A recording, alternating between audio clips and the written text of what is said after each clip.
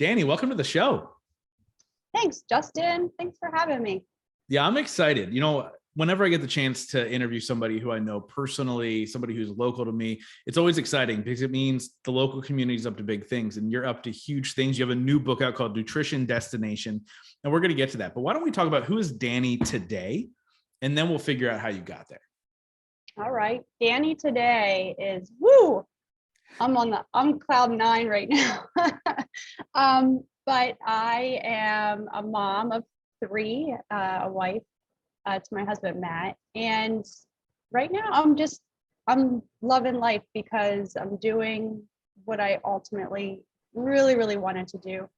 Even though I've had people say, why are you going to write a book? Why do you want to do this? Why, you could do this, you could do this. Well, I don't know, last time I checked, I was in charge of my own life, but I'm really happy that I went against the grain and did what I ultimately wanted to do to make myself happy. So I write nutrition programs right now for people, exercise programs right now, and I love teaching classes. So I teach at YMS and Fitness, and I don't think I will ever stop doing that. Just the being in the community with people, and I'm accountable for somebody else's, I'm waking up at 5 a.m. and I'm going to be there because I know that you're going to be there and I don't want to disappoint you. Not that I ever take like tallies on people if you're not there, but maybe sometimes. But just having that someone holds that standard to me. I mean, I'll wake up at 4 a.m. every day of the week, and it doesn't matter if I'm getting paid for the class or just showing up. But that makes one of us who will show up at 4 a.m. So if you kept track for me, I'd probably show up once and then I'd be like, yeah, maybe we should switch to like 4 p.m. I'd be like, where's that Justin guy? No, but obviously, look, you kind of told us a little bit about what you do, but I think that's just the tip of the iceberg, right? Yeah, you're a nutritionist. Yes, you're a fitness trainer, but you also win bodybuilding contests. You do all these things, right? Which is, to me, is just the amount of discipline it takes to even partake, let alone win those types of things, is massive. So I wanted to talk to you a little bit about the importance of discipline when it comes to your health and fitness. How important is that? What kind of piece of the pie? That's a terrible analogy when we're talking about getting fit. What percentage of the pie is discipline, do you think, when it comes to getting in shape and being the health level that you want to be at? I feel like my discipline level is so high. And that doesn't mean that I don't relax and have fun. You still need to be disciplined to do that. And that's what's really important. Like, well, I just don't have the discipline to do this. And I think people pick and choose where they want to put discipline. And, I practice it all the time. Even, you might need, like, if you're someone who's really uptight and you need to practice a discipline to like, let it go. And, I think that's still a discipline, whether you're, you could argue it's something else, but you are intention. And I think intention goes along with the word discipline. And, when I wake up, I'm like, okay, I have a certain intention. And that goes along with the discipline. And, sometimes it's in some areas, discipline comes easy. I think with most people really are like, oh, I know I can work out for this. I want to do a bodybuilding show, and I have the workout, and I hear it all the time. I can work out like no other. But when it comes to nutrition, that's where I lack my discipline. Then you go a little bit further and you wonder, like, why, I'm not a psychologist, but I always like, figuring out, okay, well, why are you so driven here, but not here? And, the discipline, the eating part is actually easy for me. I enjoy that. And I kind of strive through and look for areas to add discipline. And I think it comes down to a personality trait, because I am a very free-flowing B personality, but I do carry some A traits. And I think that if I didn't have that, I might just be like, be out of control. Yeah, no, I agree. And, as people are listening to this and they're looking you up on social media and they see how fit you are, I have to say that I've had a beer with you before. So there is a balance to life as well. How important is balance in life when you're striving for these goals, when you're trying to find out whatever your fitness level is? Because everybody's different, right? Like, Yeah. but we all have the different goals and different aspirations, but like how important is balance and enjoying yourself as well in the process?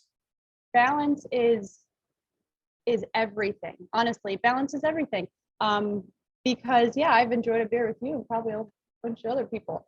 I'm, I'm running, a 0.5K on Saturday in the heat, and I'm leading a bunch of fitness stuff, but yet we're gonna drink some beer and have fun. And you have to let that, like, oh, this is gonna add some of my calories, or I might be bloated the next day. Yeah, that beer can do that to you, but it's all about what's important in life, and balance is everything.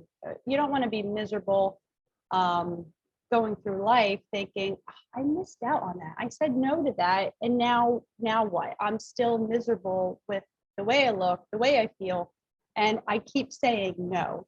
And Mm, that's where people need to realize, if you keep giving up this stuff and you're still unhappy, that's not the key. The key is to not cut that stuff out. The key is to start bringing it back in and figure out, okay, where's my happy point and how can I start, getting the results that I need by including the balance. I'm a Libra. I'm a scale person. You tip that scale way too far, it's going to be a while till you come back up. no, I love it. I love it. And so you talked obviously earlier about discipline. And, I think a lot of people look at individuals like you who are in the fitness space, who get paid to work out, who get paid to eat right. And they go, well, that's easy, right? This is your job. This is your livelihood. It's so easy for you to find the time. But I want to flip it on the head a little bit and talk about disciplines that you don't like having in your life that you've had to make a choice, especially being a mom of three. We Mm. understand that there's discipline there as well. And I don't know if this is where it's going to go, but like, how do you find the discipline to do the things that you don't want to do in your life? That's a tough question. I'm hitting you with the hard ones. Um, so yeah, especially if I'm in an area that I really, it's like I just have to do it, even though I don't want to. It all become it. So it's the drive behind it, and so I'm, homeschooling. And guess what? I never said I was going to homeschool my kids, Yeah, I didn't know that. but Did I know that? I I don't know don't if I know. knew that. So yeah, I have all the extra time in the world. So the the why and the intention for my discipline, even though I was like, I don't want to do this, I don't think I have the time or the patience to homeschool my kids. The reason behind it became so strong that it almost like forced me to go into it. And, Mm, so we have real strong beliefs of, this or that, ultimately allowed us to pull our kids out and to be able to teach them. And I say allow because I think it's so easy to just go, okay, bye, go to school, and then we'll catch up. And listen, I was public school, my husband was public school. We have nothing against public school, but once we got COVID hit, we got a taste of, hey, we can be in charge of our kids and what they learn and how they learn, and it doesn't have to be cookie cutter. That discipline of, I really don't want to teach my kids every day when we start, that just like overrides the need to not want to do it. So mm. I would say that's the biggest example for me, is to find the discipline to sit down and do it, plan out, certain things. Like I said, I'm a B personality, so like I have to sit down and plan. It takes me out of my element a little bit, but that's, you get it done at the end of the day because the reward is so much bigger. And I would say anyone struggling with discipline, you have to take it day by day. You have hard days, and guess what? There were some days where we started homeschool and it was a mess, and I was like, we're taking off too. And then, like, I'm allowed, and we made it up on a different day, but like today we're done. Yeah. And you can do that with fitness, you can do that with nutrition. You're failing, and just don't keep digging yourself deeper and deeper and feel like, oh my gosh, this is so bad. Just, you know what, shake it off, and be like, we're going to start tomorrow because today is not going very well. And we've had super successful days and we celebrate them. Yeah, I love that. And especially when you go, okay, great, we're going to do this in our fitness as well, or our nutrition as well. You know what, today's not going well, and that's okay. I think what a lot of people do is they beat themselves up when they fail or they stumble, and they continue to do the same thing over and over again. And then they just go, F it, I'm done. I don't need this anymore. I'm just going to go back to the way that I was doing it. You know, what do you say to your clients those days that they do stumble in order to get them back on the horse the next day instead of continuing those bad habits? Yeah. What did you learn? There's no failure that you haven't go, oh man, I shouldn't have done that. Well, even if you can't pinpoint the exact spot where you feel like, oh man, that's what caused it, you can backtrack a little bit and say, all right, so I made this decision, which I typically don't. And because of that, that led me down like this slippery slope. But reassuring it's you're human, it's okay.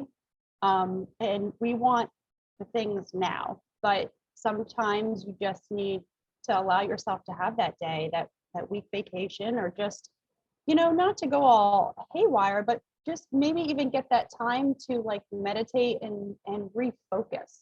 So, not to just, I'm just going to relax and just go party and then I'll get it all out.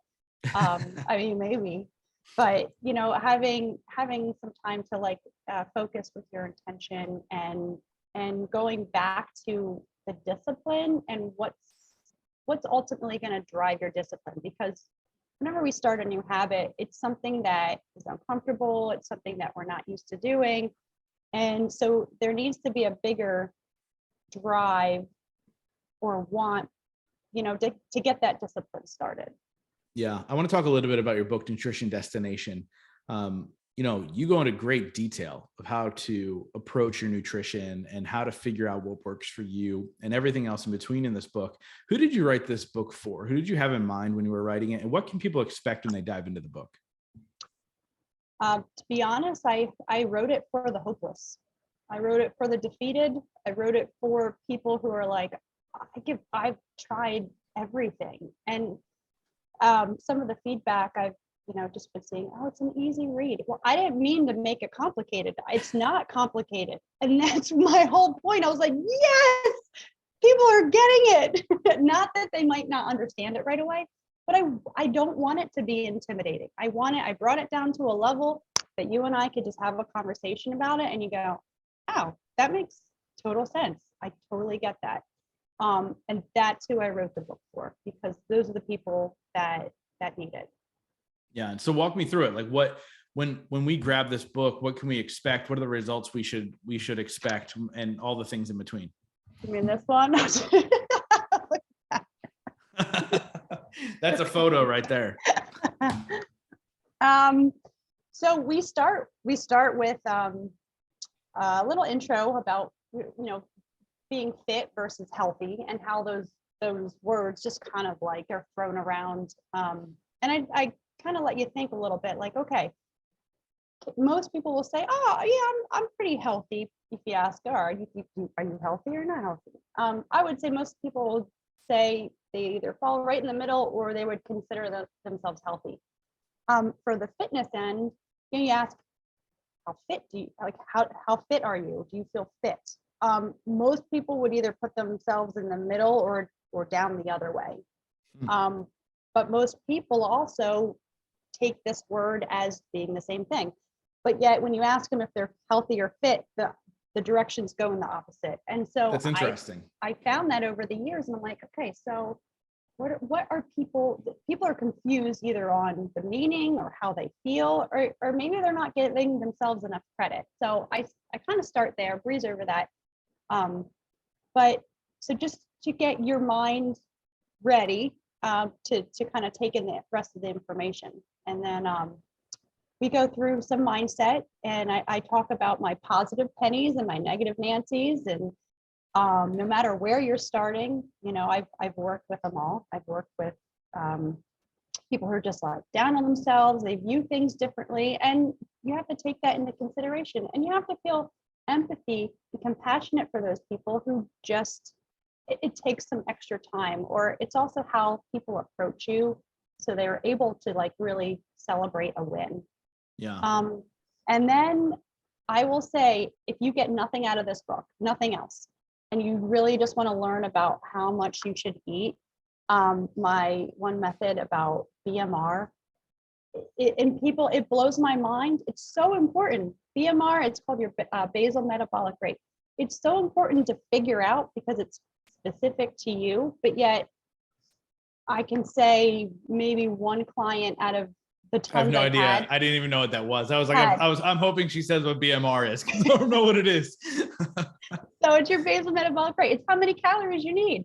And it all starts from there. So even if you don't follow the rest of the book, as long as you're aware of how many calories your body needs, and this is at complete rest. This is without activity. This is if you were on bed rest.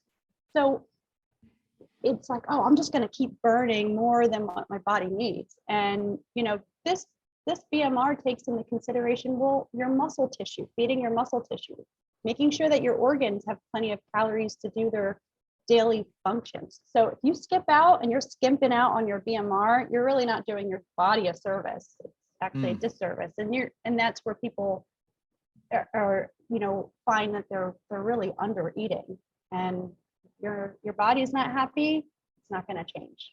It's going to stay exactly where it is, or it's going to start, you know, adding fat on because it's trying to preserve. Sure. No, that's amazing. And now I'm after this call, I'm going to go somehow figure out how to figure out my BMR. Well, did you know there's a QR code in the book? What?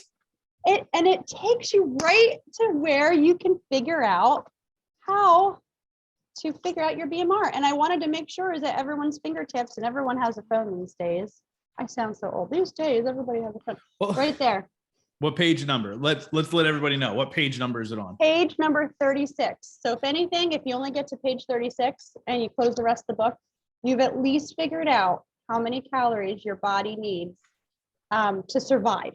All right. And then you can create deficits by activity, but you never want to go below your BMR, because you're just gonna, that's disaster.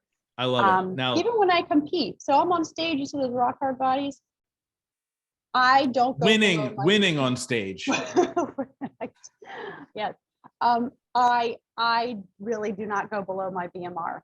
I might throw a cleansing day in there if I feel like I need it, like once a week.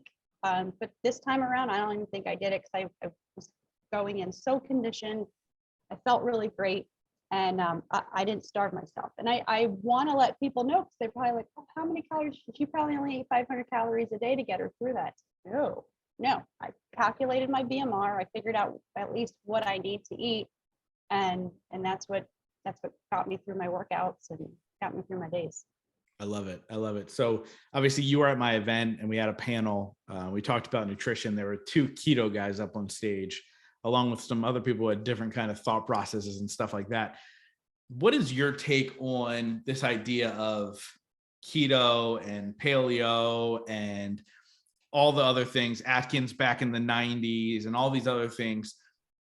Is it a yes or no, or is it depends on who you are? What's your fitness goal? I mean, that's what I talk about in my book. We're meant to eat and then do activity. So if you're someone that doesn't do a lot of activity, there's certain diets that would be great for you because your body isn't utilizing those food sources. Someone that lifts heavy. Now I know Dani, he lifts heavy. He's, you see some bodybuilders on, keto, and they can do it. But I will say, you need to train your body. It takes months of work. Some bodies, take to it better than others. Mm-hmm. So you just have to roll the dice, or you have to play around and see if that does work. And with my book, I don't explain like a specific diet. If you're vegetarian, you follow that. You can go through my book. If you're, you do keto, you do paleo, you do Mediterranean diet. It's meant to fit any type of diet you follow. It's just showing you how to tweak your carbohydrates, fats, and proteins based on your activity, because science has showed us that, if you do a certain amount of activity at a certain percentage, so exertion, your body will want to go to carbohydrates first if it's very, very high. And so, you know, people can fight tooth and nail that this diet doesn't work, but like if you go in all exercise science textbooks and kinesiology textbooks, that's just what it does. It's our body's way of using that. Something like, you know, the keto diet, you train your body to make ketones and produce a glucose that you're not giving it. But again, you have to train your body to do that. Yeah, Danny's a genetic freak. We've talked about it on the show multiple times. Like he's just massive. And it's funny because not many bodybuilders can do keto, right? Like it doesn't, that doesn't go hand in hand, but he's gigantic. And he's very much keto 24/7. Yeah. Which is an interesting thing. So I want to ask you a question that I ask every single guest on this show. It's a two-part question. The first part is, what is your definition of success? And the second part of the question is, what are 3 things you do every single day to ensure that success for yourself? My biggest success, and what got me to, in my eyes, what I think is successful is, like I said, going against the grain. When everyone else is going right, I'm going left. And I've always kind of been that way. And I don't think it's by accident. I think it was purposeful. So, you know, or, you know, you tell me I can't do something, I'll be like, watch. Done. But to get me through that, like I will say, I get, you know, you get feedback, or you get people, you know, slack from other people. But you just need a good head on your own shoulders. You're ultimately in control. And you need to know deep down inside what's best for you when it comes down to it. So I start my day with an intention, and that's to get out of bed. It's to get out of bed and show up for people. And then I go from there. I'm very like a free spirit, free flowing type of girl. But I need to be there. And so my priorities are being there for my family and my friends, and just being accountable. I've always, you know, I maybe I get my feelings hurt too much if I, you know, someone like stands me up, because I know I'm like, if I say I'm going to be there, I'm going to be there. And but that also gets me through my day knowing that I did everything I could to help those around me. And that's always my intent, is to help. I'm always helping somebody. It makes me feel good, and it makes others, you know, feel good, like they're seen or wanted. I love it. I love it. So how many days a week do you work out? I don't know, like 6-ish. I work out, I try to work out just at least 2 days just for myself. Because when I teach, I also work out with the class, and we die together. So, but you know, my workouts are for the class, and I put them together for them, not for me, because it's not about me. So I have recently decided that I need 2 days to work out on my own. So that's where I pretty much work out Friday through Saturday. I take Sunday off. And every Wednesday and Friday, I go in and do a workout just for me. What is your favorite cheat meal? Do you believe in cheat meals? I know everybody's got fancy names. I know people say cheat meals. I like, you know, beer or. That's not a meal, Dani. Maybe we should have a different conversation. I honestly could get. So this I have to say real quick. People think so. They're like, how do you like not eat? Like I order these French fries at the table. Like how do you not eat them? And, you know, I was like in a competition. Not to say that I might have like one. I'm good with like a fry. I don't need a whole basket of fries. But I was like, I just pretend like anything I can't eat, it's just poison, and I might die if I eat it. So they're like, so this is poison. I'm like, yeah.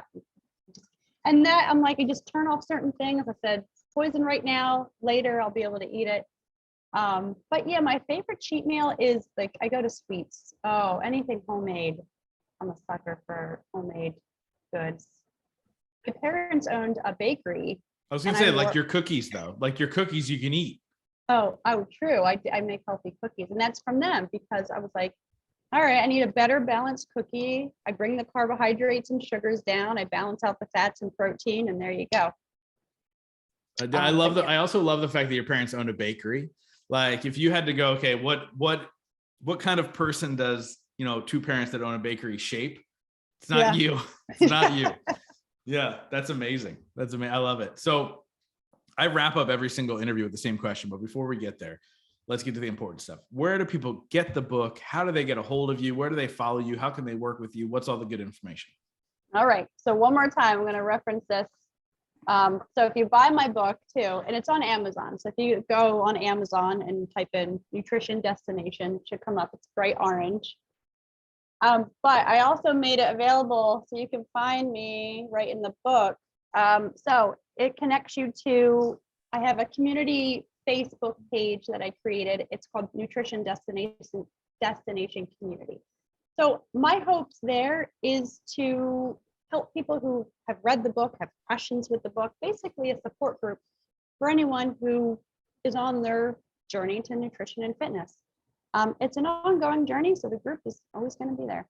The second one is to my website. So Be Dani Fit is my, I guess, official name.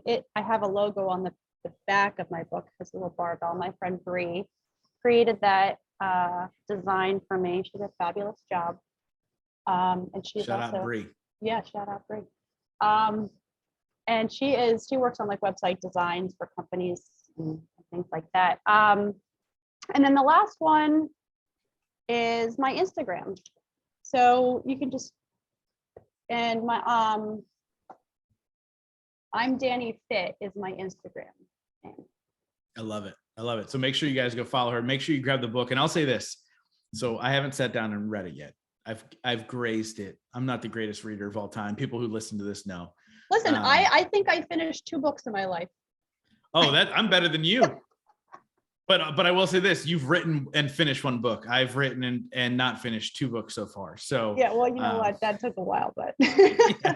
So we'll get there. We'll be talking. Hopefully, we'll be talking in a couple of months as 2 published authors. We'll see how this all plays out. Yeah. But I will say this: grazing through, I was really impressed with, and I think even just buying the book for this is worth it. In the very back, you talk about your go-to foods, and it's an easy snapshot of like, essentially, like, what do I need to maintain myself through the day?